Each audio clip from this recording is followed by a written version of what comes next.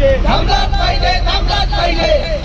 निलंबन करा, निलंबन करा, भ्रष्ट अधिकाऱ्यांचं निलंबन करा, निलंबन करा, निलंबन करा, भ्रष्ट अधिकाऱ्यांचं निलंबन करा, निलंबन करा, निलंबन करा, भ्रष्ट अधिकाऱ्यांचं निलंबन करा।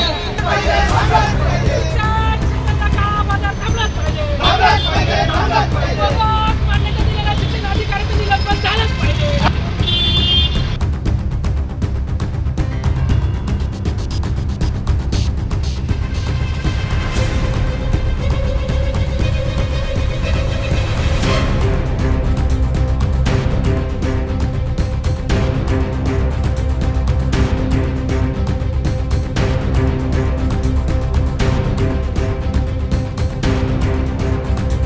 यांच्या नेतृत्वात आझाद समाज पार्टीतर्फे आज भारतभर विविध विषयांवर अत्याचाराविरोधात आझाद समाज पार्टी आणि त्याचे पदाधिकारी लढत आहेत। त्याच अनुषंगाने नाशिक जिल्ह्याचे आमचे पदाधिकारी, उत्तर महाराष्ट्रस्तरीय आमचे अध्यक्ष, युवक अध्यक्ष, महिला आघाडीतल्या काही भगिनी यांनी मिळून नाशिक जिल्ह्यामध्ये जो काही शैक्षणिक विभागामध्ये जो भ्रष्टाचार होत आहे आणि इथले जे अधिकारी आहेत ज्यांच्यावर मोठमोठ्या नेत्यांचा हात आहे ते सर्रास पद्धतीने ज्या पद्धतीने लूट करत आहे त्या संदर्भातलं हे आंदोलन आहे। या आंदोलनामध्ये नाशिक जिल्हा कमिटीने मला बोलवलं त्याबद्दल मी त्यांचा आभार व्यक्त करतो।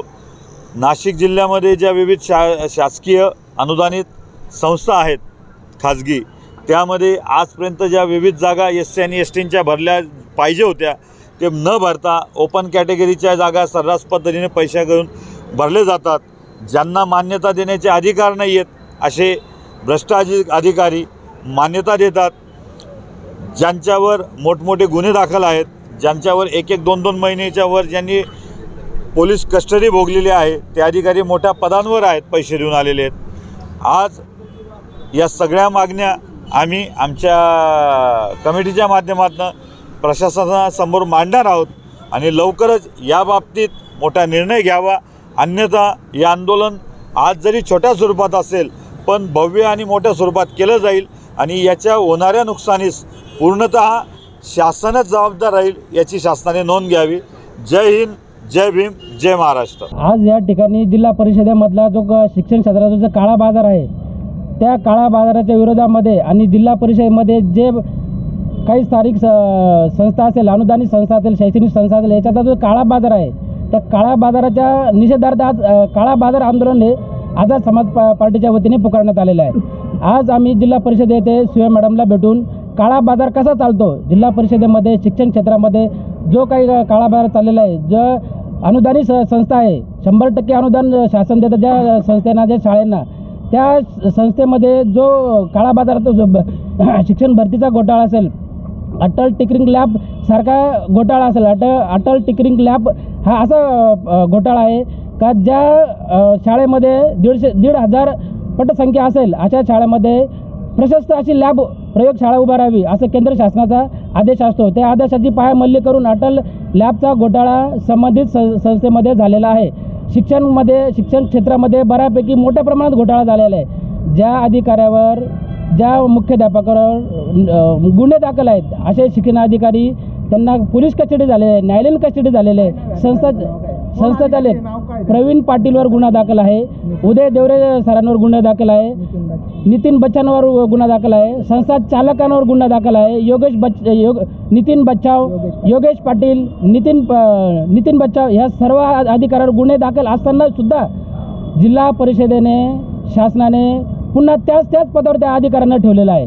म्हणजे शिक्षण क्षेत्रामध्ये घोटाळा करून पण शिक्षण अधिकारी त्याच खुर्चीवर का बरं? हा शिक्षण क्षेत्राचा मोठ्या प्रमाणात अपमान आहे, नाशिककरांचा अपमान आहे। घोटाळ्यामध्ये डायरेक्ट सहभाग आहे त्यांचा। बोगस शिक्षण भरती केलेली आहे, अटल लॅबमध्ये घोटाळा केलेला आहे, भरतीमध्ये घोटाळा केलेला आहे, शिक्षक भरताना मोठ्या प्रमाणात पैसे घेतलेले आहे, पैसे भरून पण जाहिरात नसताना बोगस भरती केलेली आहे, शिक्षक भरती वैयक्तिक मान्यता दिलेली आहे, संस्थेला वैयक्तिक मान्यता दिलेली आहे, त्यांना हे जाहिरात नसताना शिक्षण भरतीची कुठलीही जाहिरात नाही। जिल्हा परिषद शिवे मॅडमला भेटून आम्ही शासनाला असे सांगू इच्छितो की जे भ्रष्ट अधिकारी आहे त्यांच्यावर निलंबनाची कारवाई झाली पाहिजे. अटल लॅबमध्ये जे मुख्याध्यापक अडकलेले आहे त्यांच्यावर जो गुन्हा दाखल आहे किमान त्यांचं निलंबन झालं पाहिजे. बोगस खूप 10 शाळा आहेत. 10 शाळांमधले प्रत्येक मुख्याध्यापक आहेत.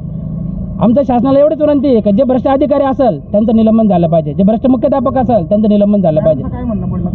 मॅडम म्हणे शासन स्तरावर आम्ही चौकशी करून पाठपुरावा करून शासनाला आमचा 8 दिवसाचा टायमिंग दिला ना आम्ही त्यांना.